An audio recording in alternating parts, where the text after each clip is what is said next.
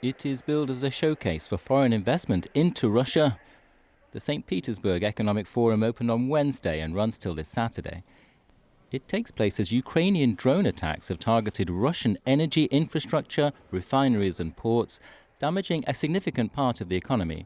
Hours before the opening of the forum, Ukrainian long-range drones hit a naval base and an oil terminal on the outskirts of St Petersburg. It was one of several attacks on locations inside Russia.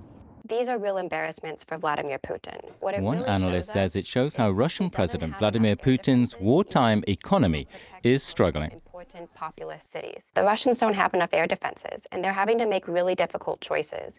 I think it's super interesting to think that even with the Russian Davos at the Economic Forum in St. Petersburg, even with that huge international event, one would think the Kremlin would have really prioritized air defenses around St. Petersburg for that event.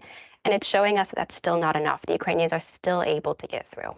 Putin has told his officials to find ways to resume growth. Russia's $3 trillion economy slowed to about 1% growth last year from 4.9% in 2024 and shrank by 0.3% in the first quarter of this year. The Kremlin blames that on high interest rates, a strong ruble and Western sanctions. Western nations have put some of them on Russian energy. The Kremlin's economic envoy at the forum on Thursday said Europe needs Russian oil and gas to survive the energy crisis triggered by the Middle East war.